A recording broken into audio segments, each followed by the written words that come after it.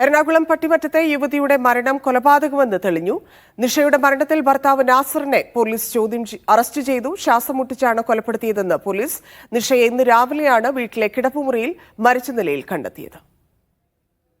Sijo V John ചേരുന്നു. സിജോ, എന്തായിരുന്നു സംഭവിച്ചതെന്നാണ് police പറയുന്നത്? ഇന്ന് രാവിലെയായിരുന്നു നിഷയെ വീട്ടിനുള്ളിൽ മരിച്ച നിലയിൽ കണ്ടെത്തിയത്. കട്ടിലിൽ കിടക്കുകയായിരുന്നു. മൂക്കിൽ നിന്ന് രക്തം മാറുന്ന സാഹചര്യം ഉണ്ടായിരുന്നു.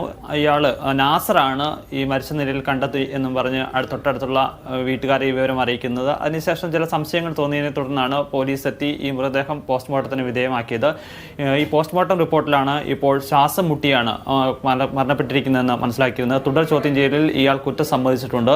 ഇന്നലെ രാത്രി ഇന്ന് പുലർച്ചെ 2 മണിയോടുകൂടി ഇയാൾ ഭാര്യയെ ശ്വാസം മുട്ടിച്ച് കൊലപ്പെടുത്തിയെന്നാണ് ഇപ്പോൾ മൊഴി നൽകിയിരിക്കുന്നത്. ഈ പോസ്റ്റ്മോർട്ടം റിപ്പോർട്ടിന്റെ അടിസ്ഥാനത്തിൽ കൂടിയാണ് ഇപ്പോൾ അറസ്റ്റ് രേഖപ്പെടുത്തിയിരിക്കുന്നത്. ഇയാൾ മാനസിക രോഗത്തിന് ചികിത്സയിലായിരുന്നു. വീട്ടിൽ ചില പ്രശ്നങ്ങൾ ഉണ്ടായിരുന്നു. ഇന്നലെ രാത്രിയിലും വീട്ടിൽ ചില പ്രശ്നങ്ങൾ ഉണ്ടാവുകയും ചെയ്തിരുന്നു.